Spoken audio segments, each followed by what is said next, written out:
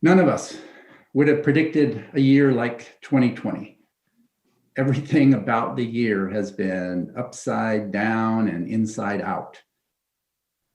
And chairing the AZA board of directors is no different. Every week, every Monday at noon, I have a check-in call with board chair, Dr. Chris Kuhar. And the calls usually begin with that normal greeting, which COVID-19 has made weirdly uncomfortable. How are you doing? Here are a few of Chris's replies when I've asked those questions over the last 8 months. I came into the office today to a dumpster fire. When Chris realized that I thought he was talking metaphorically, he said, no, really, a real dumpster on fire. Then shortly after Cleveland Metro Park Zoo reopened, he started the conversation with, well, it's great to be open again, Dan, but this weekend we had a guest climb up on an exhibit to pet a snow leopard. And then just about a week ago, he said, we just had our 5th 100-year flood in 5 years. Chris embodies commitment to AZA. Despite navigating his own COVID obstacle course, he's been there for all of us. Many of you have heard me cite the quotation that anybody can take the helm when the seas are calm. But when the seas are rough and uncertain, you need a leader of particular quality and character. And Chris Kuhar has been that leader. It's my honor and privilege to introduce you to Dr. Chris Kuhar. Thanks, Dan. And I appreciate you removing the expletives from those conversations that we had. Makes it a little bit cleaner for everybody. I'll be honest, I'm not sure what I expected for my year as the AZA board chair, but I guarantee you that I'm not nearly creative enough to have predicted what the past 6 months would look like for us. And I certainly didn't expect to be standing in my office talking to all of you virtually. It was nowhere on my radar. Now, before we get started, I'd like to recognize your AZA board of directors. In a normal meeting, I'd ask them to stand up, and I guess you can all stand up at home or in your office or wherever you are, even though no one will see you. But I want to recognize everyone. I want to thank Peggy Sloan, who's the immediate past chair, our chair-elect, Bert Castro, Vice Chair, Brian Davis. I want to thank Adrian Rowland, Chris Gentile, Mark Penning, Lisa New, Alejandro Grajal, Tara Raymer, Dwight Scott, Denise Ferret, and Chris Dold. Now, in a normal year, the AZA board would meet in person 4 times, and we'd have about 7 additional calls on a monthly basis. But the past 6 months have required a different approach. While we were not able to meet in person, we had multiple day Zoom meetings in April and July to substitute for our mid-year and summer board meetings. We also implemented, way back in March, calls every other week. We did this in an attempt to continue to react to the evolving COVID situation. And despite everything that was going on at their home organization, these board members reliably showed up. Leaders show up.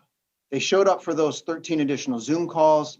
They put in extra time troubleshooting ideas, taking my phone calls, making calls to individual zoos and aquariums.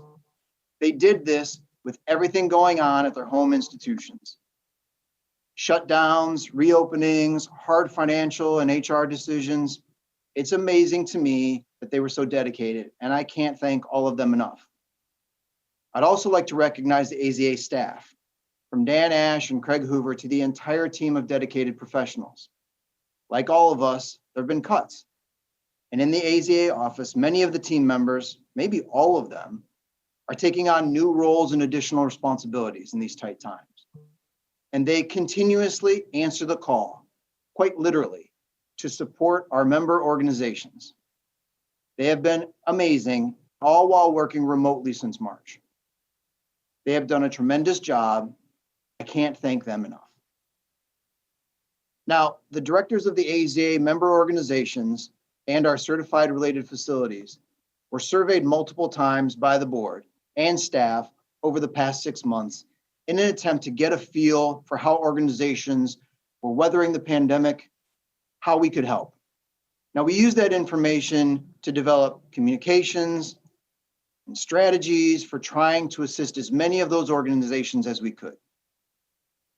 I often shared this information to the directors network, and my biggest regret over the past year is that we didn't do more, that we weren't able to fix all of the problems or everyone's problems, or at least more of those problems. You see, it's hard to see problems at your own zoo or aquarium. It's even harder to see the struggles that we are going through as a profession.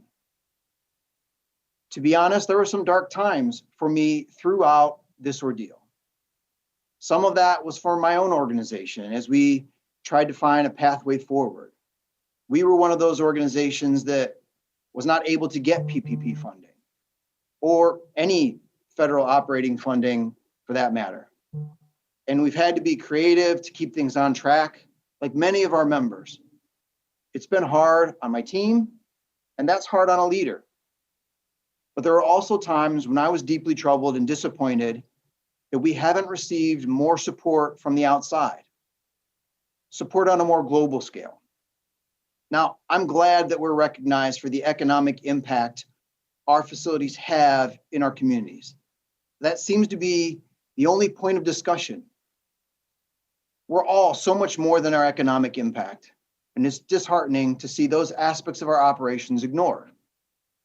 It's disheartening to see a global pandemic and the subsequent economic crisis turned into a tool to justify opinions on both ends of the political spectrum. Those are the bad days. And if I'm being honest, there were more than a few of them.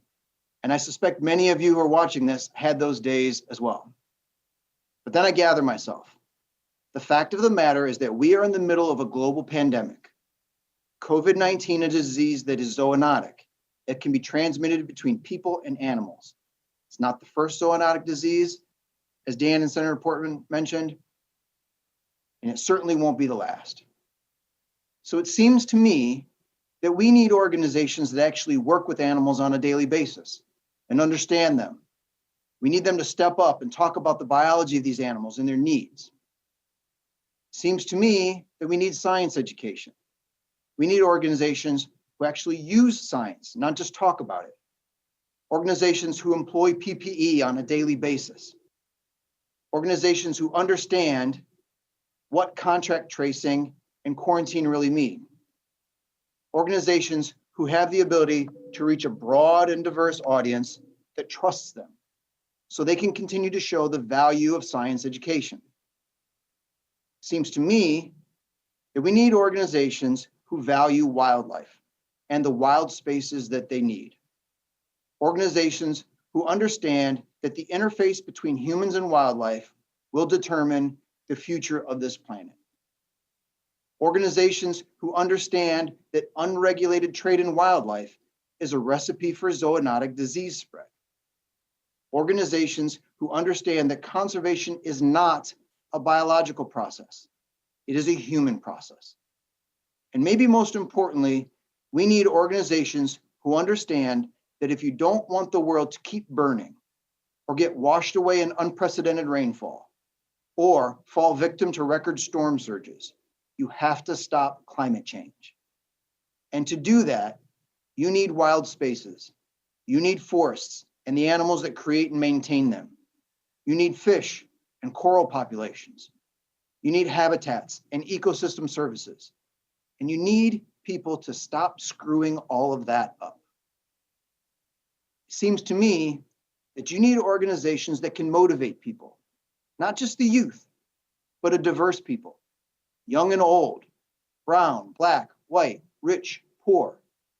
You need to motivate people to stand up and prevent the world from careening into the ditch, which sometimes over the past 6 months, it seems that we're on the track. It seems to me that we need a movement. So when I'm done feeling sorry for myself, feeling sorry for our profession, I remember that AZA, and that means all of you, has all the tools that are necessary to do something really special. 1 year ago, I stood on a stage in New Orleans and said that I believe that modern accredited zoos and aquariums can do those things. All those things I just mentioned. You have those skills. Not only do I believe that we can create a movement for change, I'm not sure there's a group of organizations that has that capacity. The challenges of the past 6 months have not changed my perspective. In his book, Let My People Go Surfing, Yvon Chouinard, the CEO of Patagonia, says, evil doesn't have to be an overt act. It can merely be the absence of good. If you have the ability, the resources, and the opportunity to do good, and you do nothing, that can be evil. Now, let's be honest, evil is a strong word. But I know you are not willing for there to be an absence of good. I know that because you're watching this. In light of everything that's going on in the world, you could have been doing many other things. But you chose to do this because I think you believe, as I do, that we can make a difference and that AZA is going to give it a shot. We have the ability, we have the resources, and the opportunity. We won't be perfect. We won't always agree along the way. We don't have all the answers. There is no playbook. But AZA will focus its energy into its 5 promises in an effort to make the world a better place.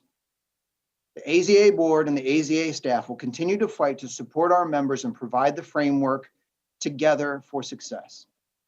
AZA is charting a course for change through the 5 promises. Now, you may not be familiar with those 5 promises, but you should be. These 5 promises provide the strategic direction for AZA. They provide the direction for all the board level committees, and they speak to how AZA will serve its members and how we will make a difference in the world. Now, with more on the 5 promises, here are some members of the AZA Board of Directors with an overview of the 5 promises.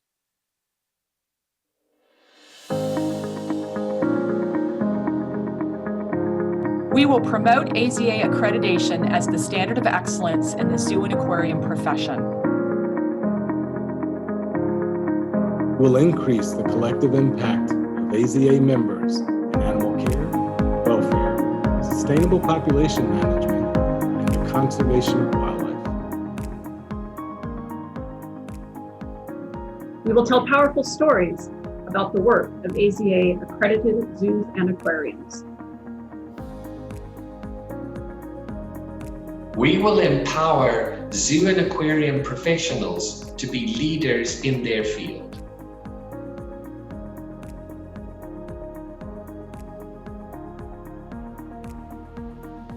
We will advance diversity, equity, access, and inclusion practices in the profession and integrate those as values of our organizational cultures. The addition of this 5th new promise will serve as a guiding principle and as a North Star in the work of the association, the AZA committees, and the services we provide. Now, it will be up to every one of us to assure that we move the needle on diversity, equity, access, and inclusion in the zoo and aquarium community, and that we're trusted, inclusive cornerstones of our communities. Along with the board chair, Chris Kuhar, and my fellow board colleagues, we're proud of the AZA Board of Directors and AZA leadership for taking a firm stance on this 5th new promise.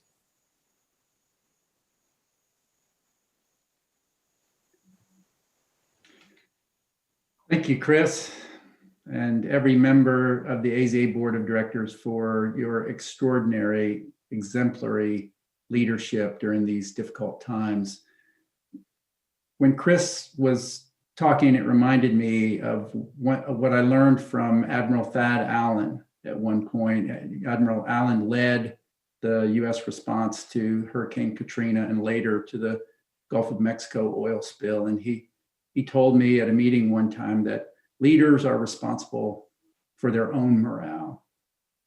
And Chris's words, summing them up, are gather yourself and show up. And I think that's what the AZA community is doing. Nearly 1,500 of you are showing up for this virtual annual conference, and you're going to help us lead into the future. And Alejandro shared our new 5th strategic plan promise that's going to help focus our association's work in this crucial effort and will make us even more relevant in a changing world.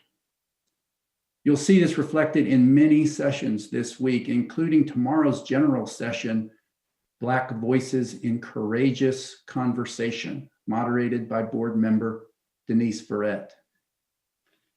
Before we close, I want to recognize more than 60 exhibiting companies and organizations that put trust in this new virtual conference format and invested time and resources to be here with us.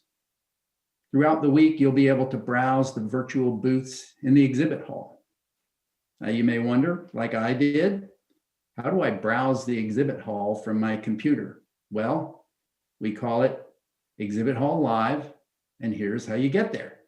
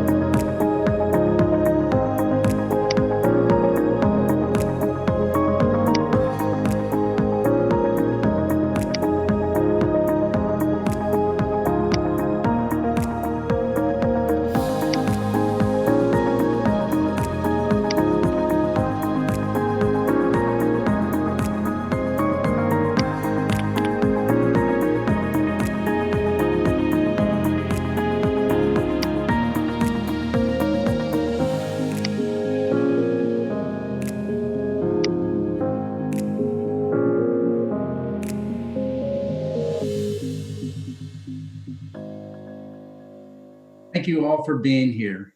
Be sure to review the schedule for all the sessions available to you. Join me again this afternoon at 3 p.m. Eastern Time as we welcome our guest speaker, Dr. Mark Plotkin. Now it's time to head on over to the grand opening of the Exhibit Hall Live.